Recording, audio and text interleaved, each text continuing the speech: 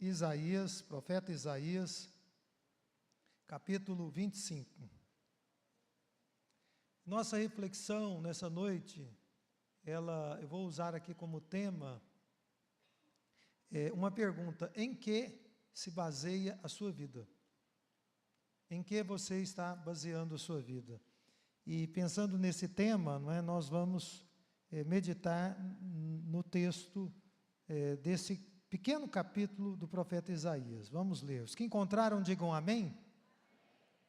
Ó Senhor, Tu és o meu Deus, exaltar-te-ei a Ti e louvarei o Teu nome, porque tens feito maravilhas e tens executado os Teus conselhos antigos, fiéis e verdadeiros. Porque da cidade fizeste um montão de pedras e da cidade forte uma ruína. A fortaleza dos estranhos já não é cidade e jamais será reedificada. Pelo que povos fortes te glorificarão e a cidade das nações opressoras te temerá.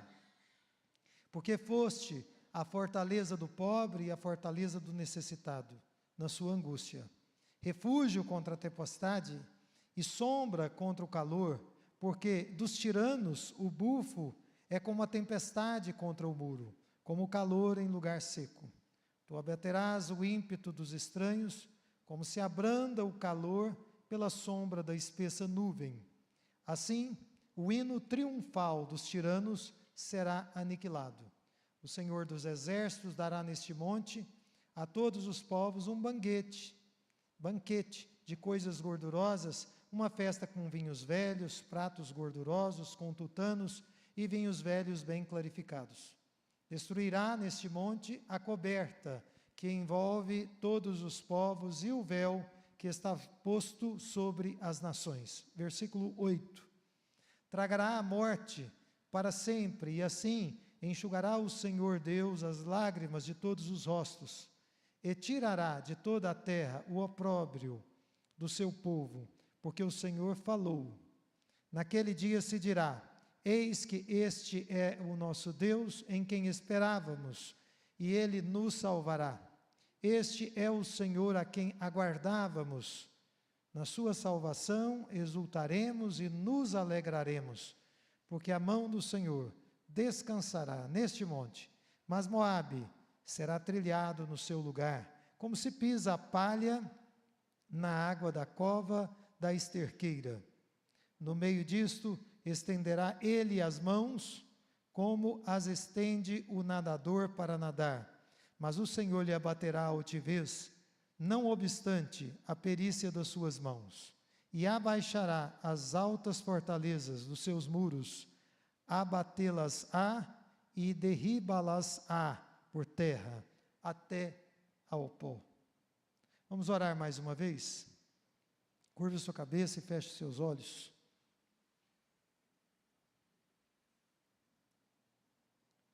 Pai Santo, em nome de Jesus, nós nos colocamos diante de Ti mais uma vez para meditarmos na Tua palavra, palavra que nós comunitariamente estamos lendo, estamos digerindo, ó Deus, todos os nutrientes que esse texto da Escritura no livro do profeta Isaías tem a nos oferecer. E nesta noite nós te pedimos que, com o auxílio do Teu Espírito Santo, que ilumina a nossa mente e aquece o nosso coração, nós possamos compreender a mensagem que o Senhor tem reservado para nós. Abre o nosso entendimento e repreenda o maligno e todo impedimento que se coloca entre nós e o Senhor, que se coloca entre nós e a Tua palavra, a palavra que o Senhor quer comunicar a nós, especificamente nesta noite. É a nossa súplica, em nome de Jesus.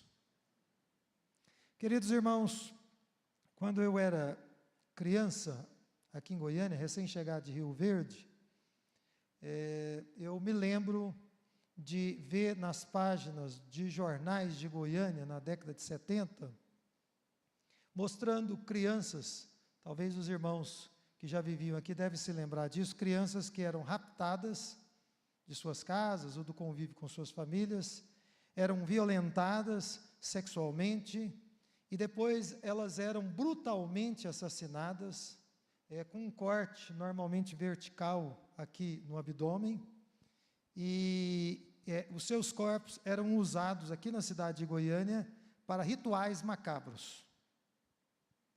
E eu achava tudo aquilo assustador. E como criança que eu era, eu tinha muito medo que aquilo pudesse acontecer, não apenas comigo, mas com a minha família, com as pessoas que eu amava, especialmente os meus irmãos. E naquela época, quem convive comigo já me ouviu esse testemunho, eu sonhava com os filmes americanos. E como toda boa criança, não é, que gostava de televisão, e esse também era o meu caso, eu assistia aos filmes americanos e eu pensava, a América do Norte é um lugar seguro, é um lugar diferente, é um país desenvolvido, é um país onde há segurança. Pois bem, nesse país desenvolvido, foram realizados, no ano de 2023, mais de 1 milhão de abortos. Que não tem muita coisa de diferente entre você praticar um aborto e você matar uma criança brutalmente, como eu via nas páginas, em primeira página, porque naquela época se permitia, não se tinha o Estatuto da Criança e do Adolescente, como eu via na década de 70. Portanto, o que nós estamos assistindo na humanidade desde sempre, e aqui eu coloco dentro desse recorte histórico da década de 70 para cá, uma degeneração crescente do ser humano. As coisas, infelizmente, elas não estão melhorando.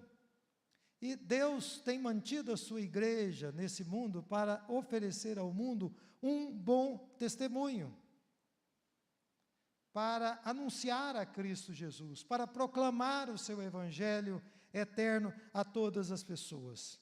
Ocorre que a igreja do Senhor Jesus Cristo também sofre com inúmeros ataques que vêm do sistema mundo, mas ela também sofre com ameaças que vêm do seu interior, que vêm da vida comum, da vida interna da igreja. Por exemplo, nessa semana eu li em um grande jornal do sul do país que agentes estão sendo infiltrados dentro de igrejas, estão oferecendo a pastores de igrejas pequenas e médias e algumas até grandes, dinheiro e recursos, desde que esses pastores se submetam a uma determinada agenda que a princípio é inofensiva, mas que depois vão se mostrar muito nocivas à nossa fé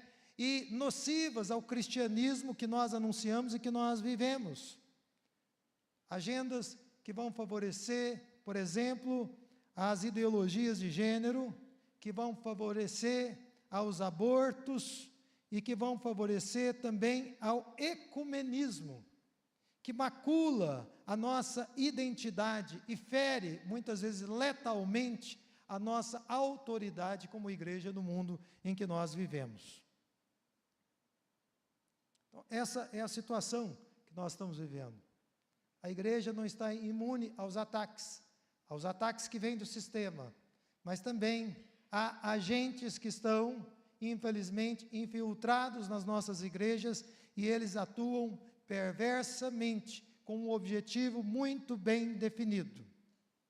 Diante de um mundo assim, o capítulo 24, que é o capítulo anterior do nosso texto de meditação nessa noite, ele nos diz, se você virar a página aí da sua Bíblia, espero que todos mantenham as escrituras abertas, ele nos diz logo no versículo 1, porque o mundo de 2.700 anos atrás, o mundo de Isaías, não era diferente, ou muito diferente do mundo que nós estamos vivendo hoje. As atrocidades eram muito grandes, os assírios, que eram perversos e cruéis assassinos, estavam nas portas de Judá e muito próximos de Jerusalém, e ameaçavam a vida do povo hebreu, fortemente. Então, Isaías, trazendo a palavra de Deus ao povo judeu e à igreja do Senhor Jesus Cristo, a igreja de todos os tempos, nos diz no versículo 1, que o Senhor iria desolar a terra. Versículo 5, que ele iria fazer isso porque a terra estava contaminada. E também que essa mesma terra estava amaldiçoada, porque a maldição, diz o versículo 6, consumia a terra.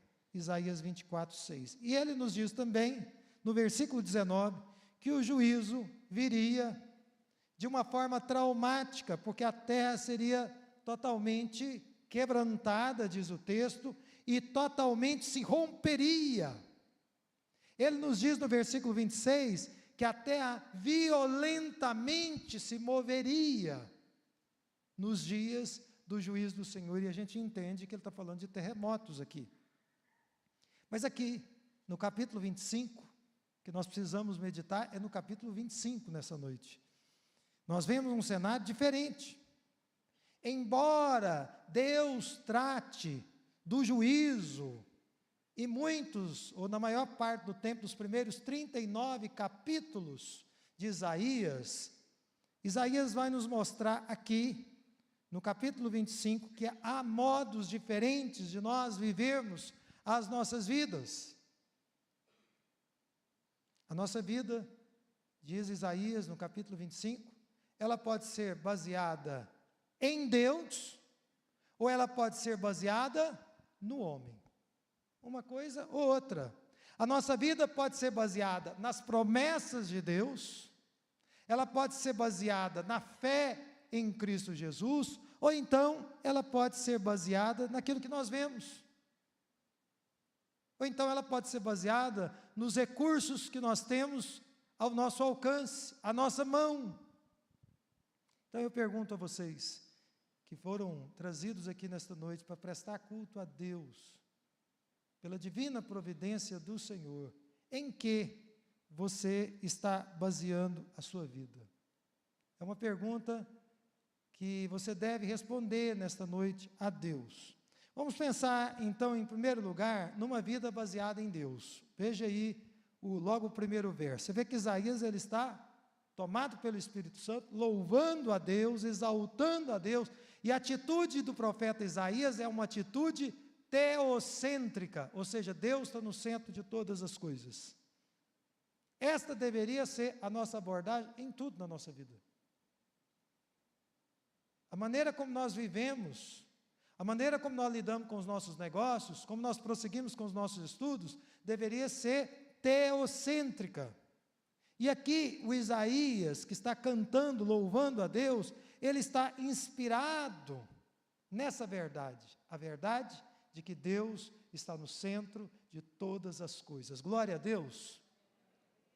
Ele está no centro de todas as coisas. Você vê que no versículo 1 nós lemos as expressões, ele usa a expressão tu, ele diz exaltar-te-ei, ele diz a ti, ele diz o teu nome, tens feito, tens executado, e ele também fala dos teus conselhos antigos.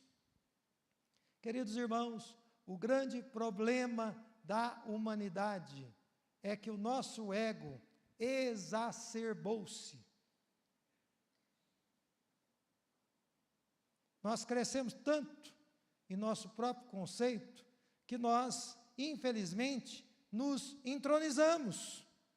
Então, nos nossos pensamentos, nos nossos discursos, nós só conseguimos, muitas vezes, falar apenas de nós mesmos. Ouço uma pessoa dando um testemunho cristão. Ela pouco fala de Jesus, do que Deus fez na vida dela, e muito fala de si mesma, das proezas dela, daquilo que ela realizou. E as pessoas ouvem, dizem glória a Deus, batem palmas. Mas essa visão não é uma visão teocêntrica. Essa visão não é uma visão cristocêntrica. Essa é uma visão antropocêntrica, onde o homem está no centro de todas as coisas. É triste a gente observar, irmãos, como isso tem afetado, inclusive, a vida de muitos que são crentes em Cristo Jesus. Essas pessoas são pessoas que não conseguem fazer a oração que o Senhor nos ensinou no Pai Nosso.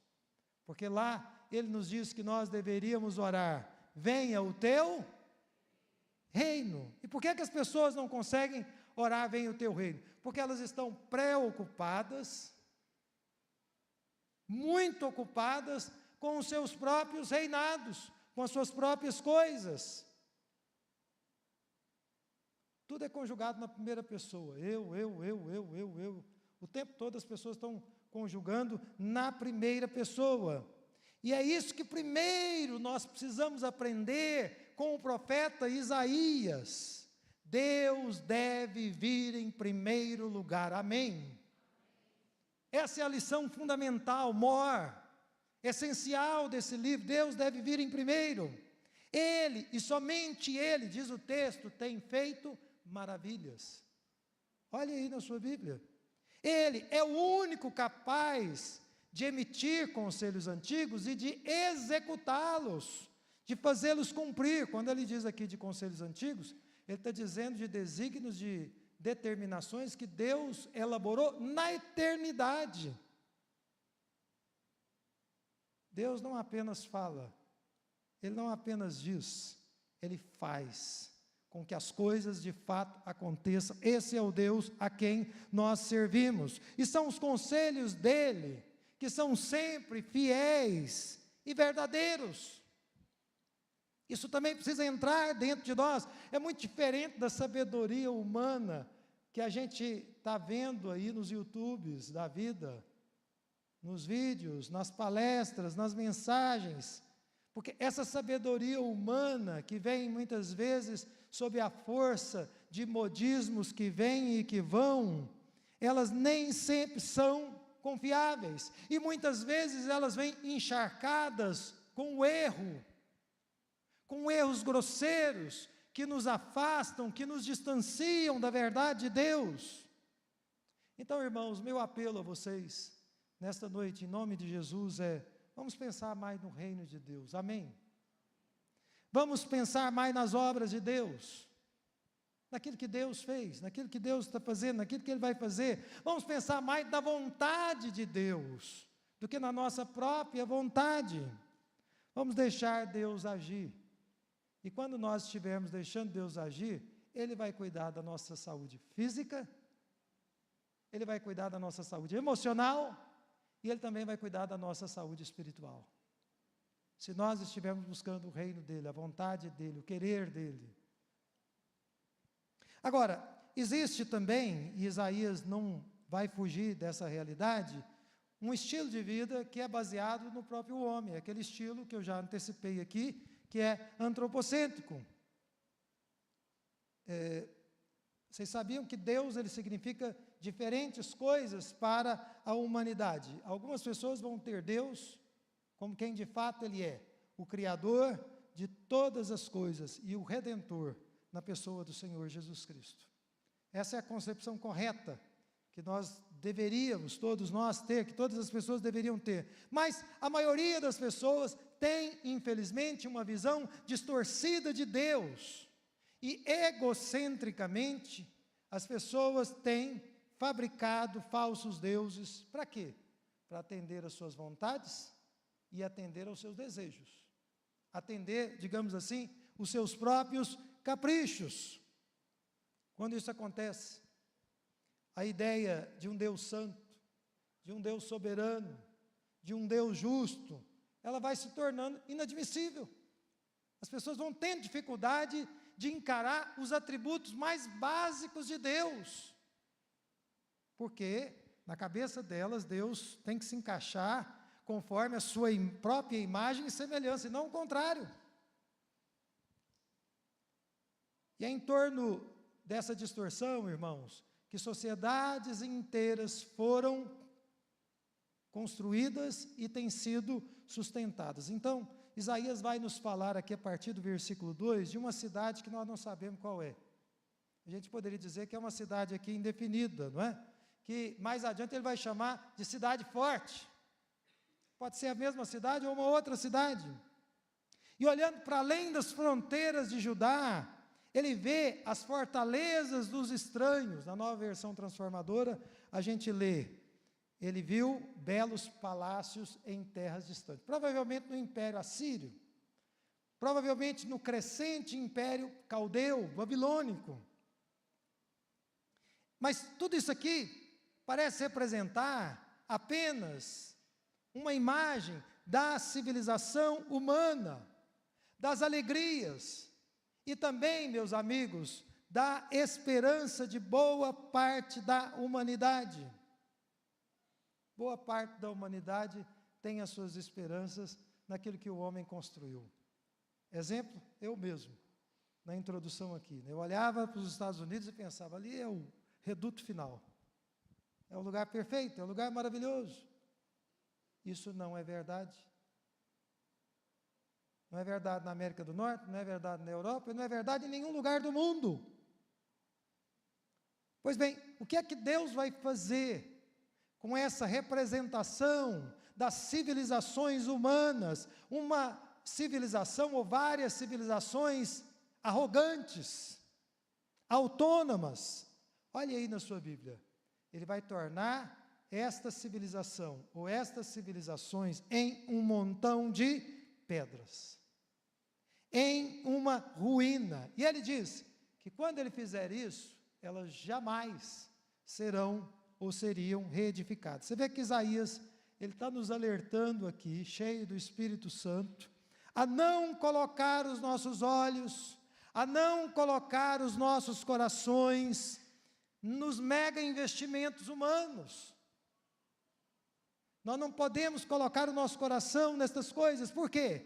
Porque tudo isso está fadado à ruína, segundo a palavra de Deus. E ele vai deixar claro aqui que todas as organizações humanas, elas tropeçam, porque elas insistem em viver uma existência meramente antropocêntrica, e elas vão chegar, se não mudarem, se não se arrependerem dos seus pecados, a um estado irreversível, e eu diria irreformável. Deus está constantemente falando com as pessoas, falando com as nações, se as famílias e se os indivíduos, se as pessoas insistem em viver uma vida autônoma, independente de Deus, a ruína é certa. Nós não podemos maquiar isso. Isso é um fato. E por isso, precisamos nos posicionar, precisamos repensar em que estamos baseando as nossas vidas. Bem, apesar disso, o que é que ele diz que vai acontecer? Duas coisas a gente lê aqui. Em primeiro lugar, ele diz que diante desse juízo, vai haver em um determinado momento um reconhecimento da realidade de Deus, só que de forma compulsiva. Você já teve que fazer alguma coisa contra a sua vontade? Existem pessoas que têm transtornos graves, que precisam ser internados compulsoriamente. É muito triste, é muito difícil, mas às vezes é o último recurso, para que a pessoa não se fira, para que ela não se machuque, para que ela não tire a sua própria vida, ou para que ela não tire a vida de outras pessoas. De acordo com o verso 3, veja aí na sua Bíblia. Os povos fortes glorificarão a Deus, e a cidade das nações opressoras temerão ao Senhor. Irmãos, em um dado momento da história da humanidade, as nações serão forçadas a reconhecerem o Senhor e a sua soberania. Não à toa, no Novo Testamento, em Filipenses capítulo 2, versículo 11, nós lemos que todo joelho e toda língua, que Jesus Cristo é o Senhor.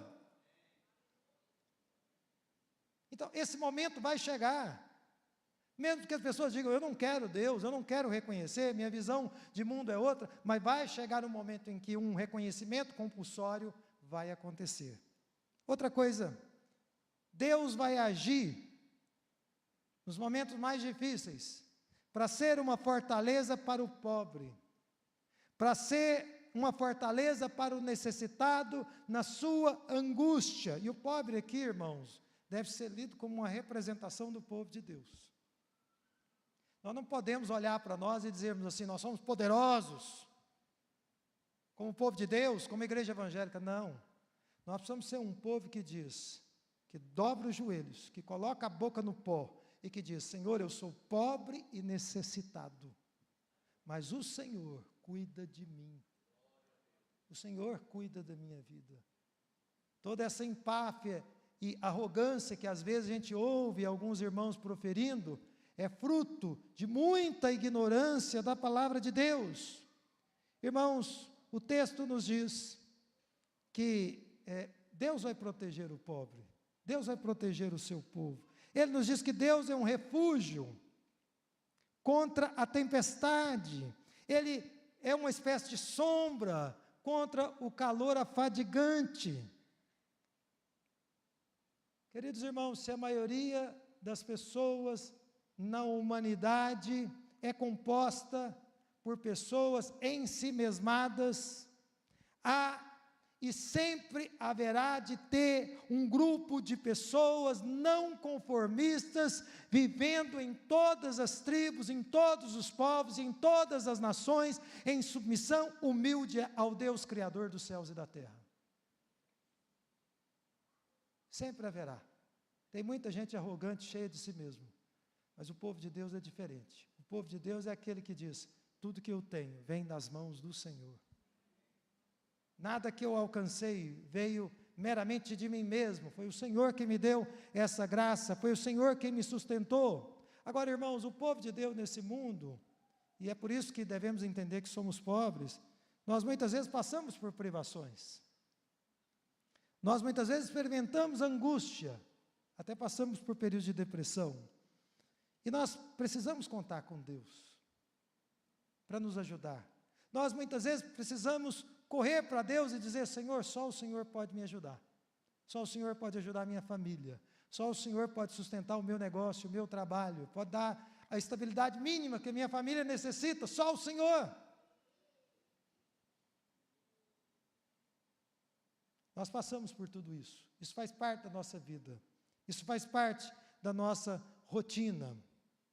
Vejam nos versos 4 e 5, que a ação dos homens tiranos, cruéis e violentos, ela é como, o autor está citando aqui, Isaías, é como o calor implacável no deserto. Eles também são como uma tempestade que bate nos muros. Não sei se você já esteve numa casa, né, e com a chuva muito forte, pensando: meu Deus, será que a casa vai cair? A casa, o vento batendo, a chuva batendo, você vendo as portas e as janelas tremendo, as telhas começando a se mover. Pois bem, essa é uma metáfora que Isaías usa para representar os ímpios. E é interessante que Isaías nos diz que os ímpios que se levantam contra o povo de Deus, e como eu disse no início, eles estão fora da igreja, mas às vezes estão infiltrados dentro da igreja, são pessoas que operam cantando o hino da vitória. Eles dizem: o povo de Deus vai cair, aquele homem não vai subsistir, aquela mulher não vai permanecer na fé. E eles estão ali celebrando, antecipando a derrota do crente, daquele que deposita a sua confiança em Deus. Eles fazem chacota contra os crentes, eles os ridicularizam. Não é isso que nós vemos nas produções aqui do Brasil, ou nas produções de Hollywood, onde a nossa caricatura está sempre pronta, com pouquíssimo esforço. Mas Isaías, cheio do Espírito Santo, nos diz que o Senhor da igreja tem poder para abater os ímpios. Amém? Ele tem poder para abater. E o rugido impetuoso das nações ímpias que se levantam contra o povo de Deus será abatido.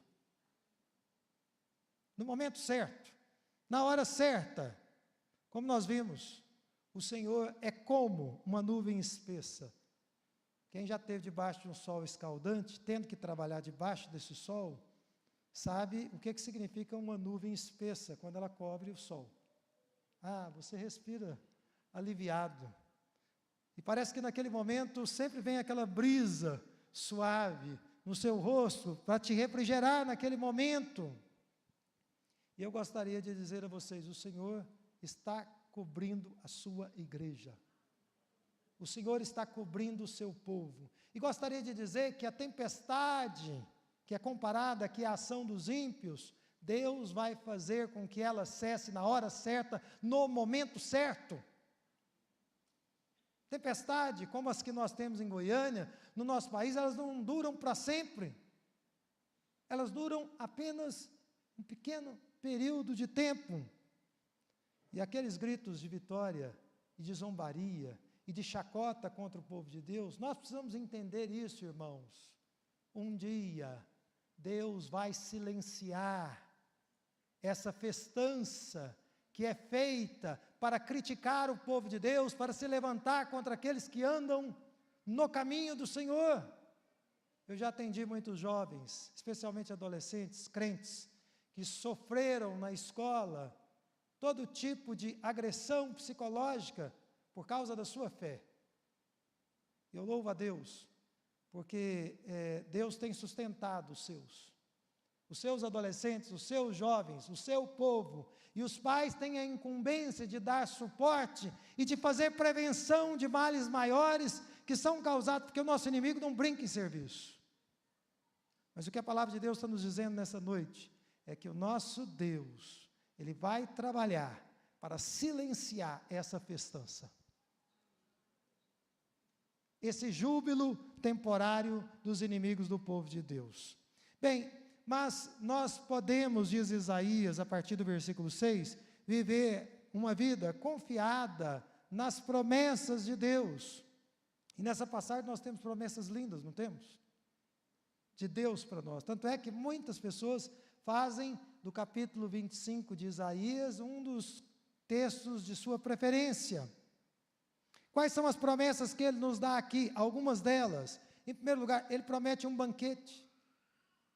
E a descrição do banquete aqui é de um banquete muito fino, muito caro, digno de reis. Deus tem preparado para o seu povo um banquete digno de reis. Ele tem preparado. Agora, o detalhe interessante aqui é que o texto nos diz que esse banquete não é destinado apenas para os judeus, para o povo de Israel.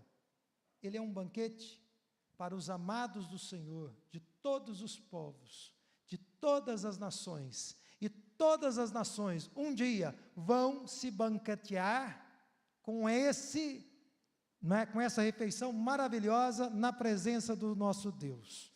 Em segundo lugar, ele também promete a vitória sobre a morte. Isaías vai nos dizer aqui que a humanidade está coberta por uma espécie de véu, uma espécie de mortalha. E aqui também é uma metáfora para a morte. Porque, sem dúvida nenhuma, a morte é algo que nos assusta, é algo que nos abala, é algo que nos entristece. Mas Isaías está dizendo aqui, um dia, aquilo que tragou vidas humanas durante toda a existência humana depois da queda, um dia isso vai ser tragado pelo Senhor. Um dia o próprio Deus vai tragar a morte. Ele vai eliminar a morte. Isso é uma grande vitória, irmãos. Isso é uma grande bênção.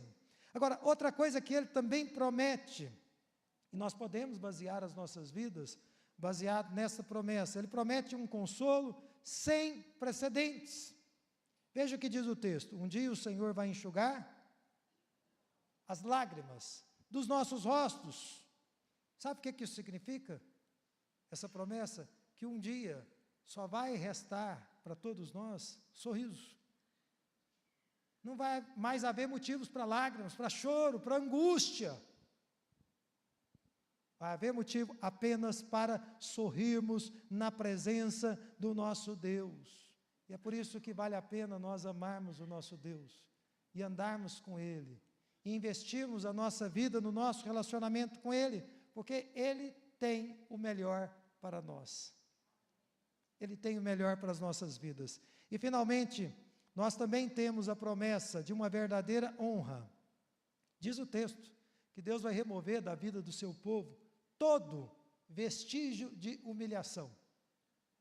Você sabe que às vezes as pessoas se sentem humilhadas, elas se sentem mal com algumas características que elas têm.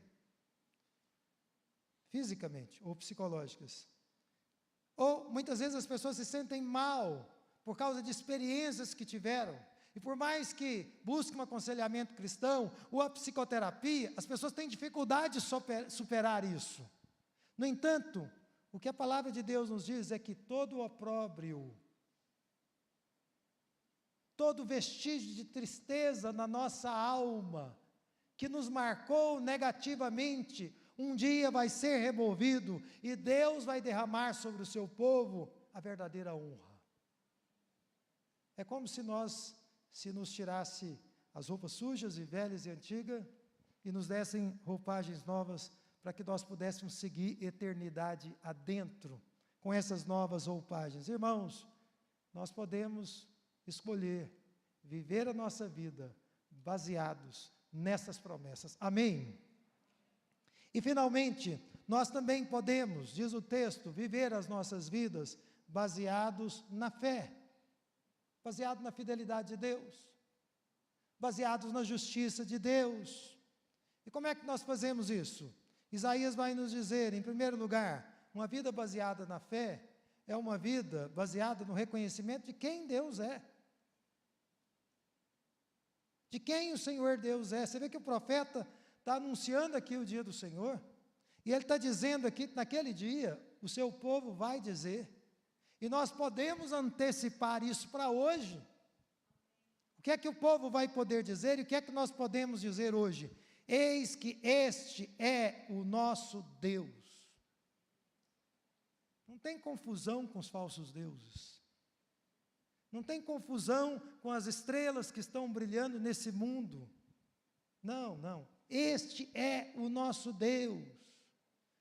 E o povo de Deus via, conseguiria e conseguirá e consegue ver a esse Deus como aquele que prometeu, que fez promessas a Adão, a Eva, a Noé, a Abraão, a Israel, a Moisés, a Davi.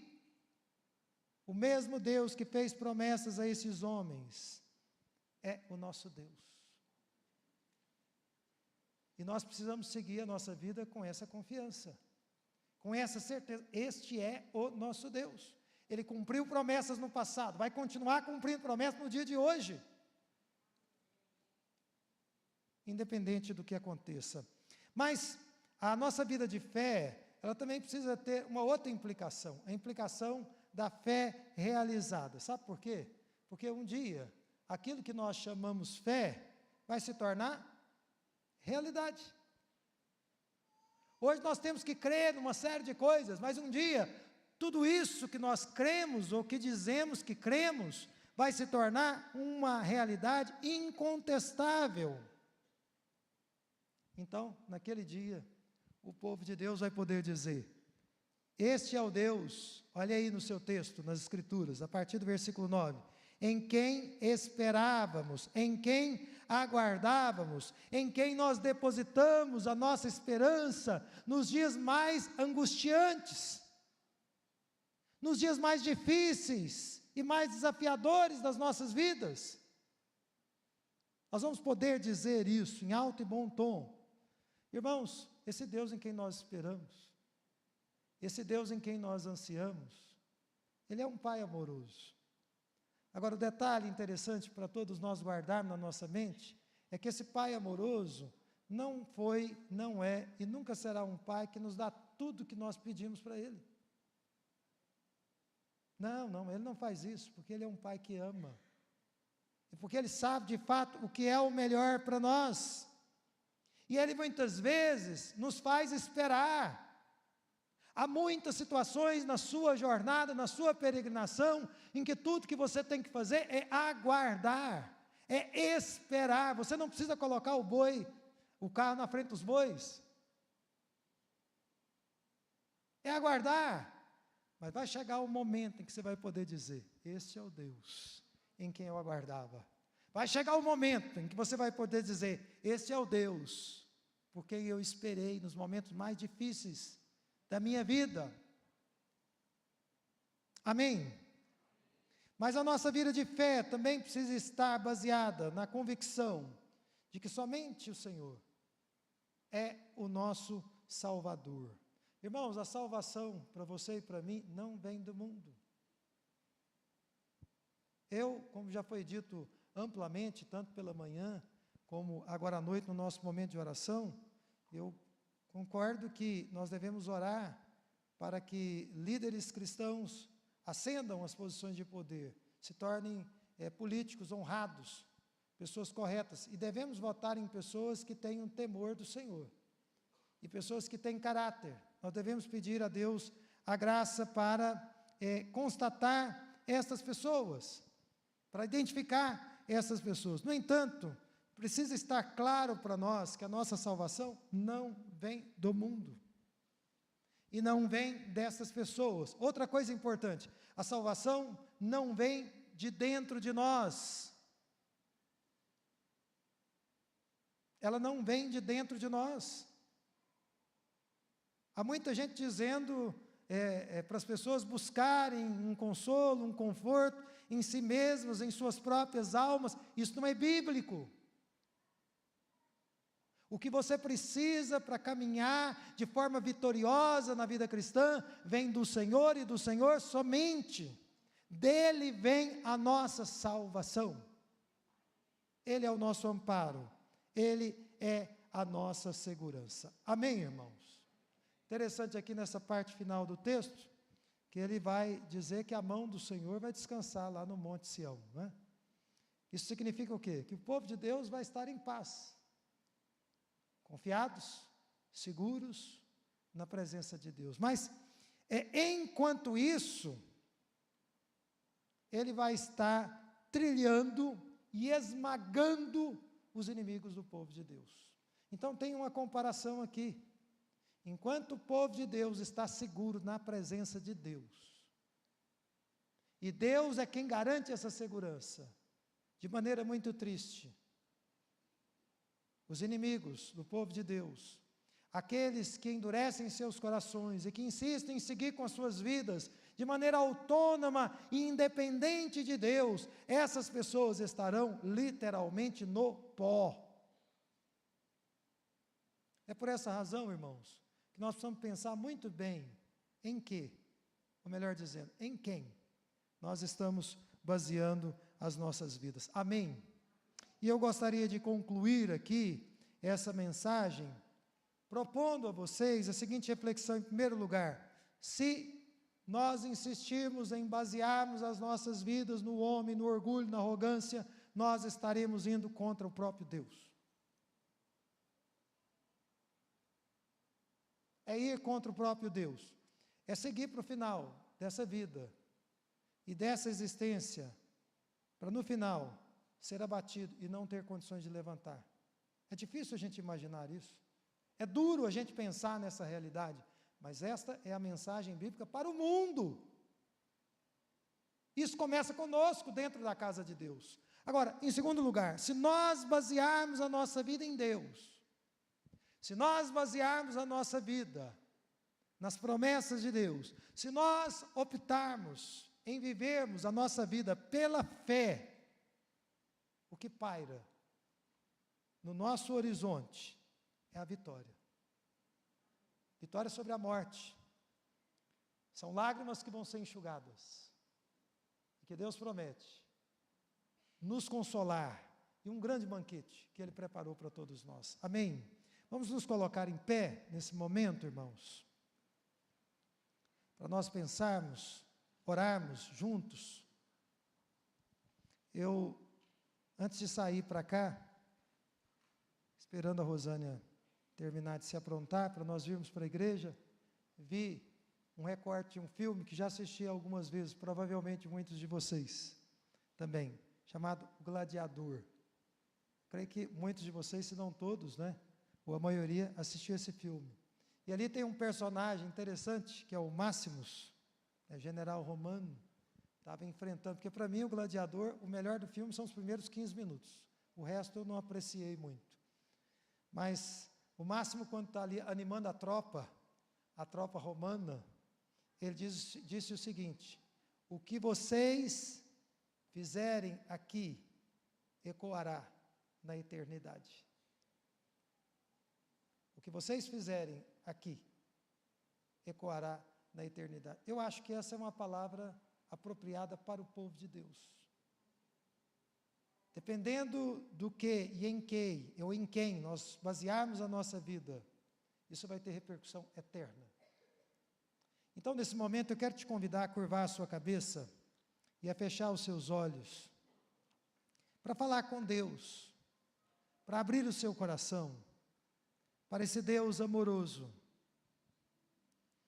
E tendo como base a palavra de Deus, por intermédio do profeta Isaías, o apelo de Deus a você, a todos nós, é no sentido de ousarmos basear as nossas vidas em Deus, de ousarmos basearmos as nossas vidas nas promessas de Deus, é o de ousarmos viver esta vida aqui no planeta Terra, numa vida de fé, de confiança nesse Pai amoroso, que cuida de nós, que às vezes nos faz esperar, que às vezes nos faz aguardar, mas quando Ele assim o faz, Ele o faz porque quer trabalhar conosco, porque quer moldar o nosso coração,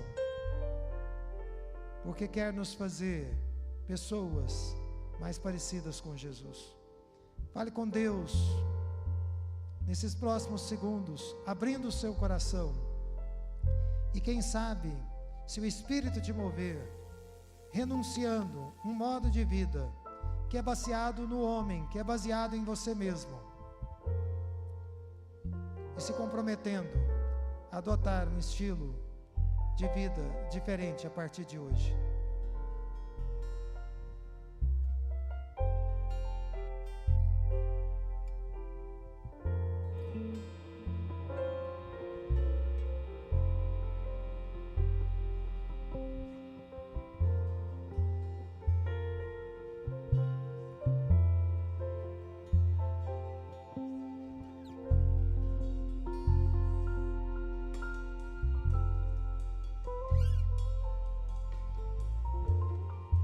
Pai Santo, aqui estamos nesta noite na Tua casa e ouvimos a Tua palavra e meditamos nela. Nós te pedimos, meu Deus, ajuda-nos, concede-nos graça para basearmos a nossa vida inteira em Ti, em nome de Jesus, para termos a certeza de que as Tuas promessas se aplicam a nós, para termos a certeza de que vale a pena ancorarmos a nossa vida na confiança de que o Senhor está cuidando de nós e continuará a cuidar de nós em todos os momentos de nossas vidas. Ajuda-nos nessa noite a, mediante o confronto da Tua palavra, renunciarmos qualquer coisa em nós que seja baseada em nós mesmos ou baseada meramente na palavra do homem, na sabedoria humana. Possamos, por Tua graça, romper com esse estilo de vida tão difundido no mundo em que nós vivemos e que tem alimentado tantas tragédias e que tem agravado a enfermidade das almas humanas. Deus querido, ajuda-nos nesta noite a dar um passo além para a glória e para o louvor do Teu santo nome. Leva-nos em paz para as nossas casas. Preserva a Tua palavra nos nossos corações e por obra do Teu Espírito Santo, que ela repercuta em nós, que ela trabalhe nos nossos corações, para o louvor da Tua glória. Essa é a nossa súplica, é a minha oração em favor do Teu povo, em nome de Jesus. Irmãos, que a graça do Senhor Jesus Cristo, que o amor de Deus o Pai, que a comunhão e as consolações do Espírito Santo sejam conosco e com todo o povo de Deus, espalhados por toda a face da terra. Todo o povo de Deus diga amém. Como de costume, vamos encerrar adorando a Deus.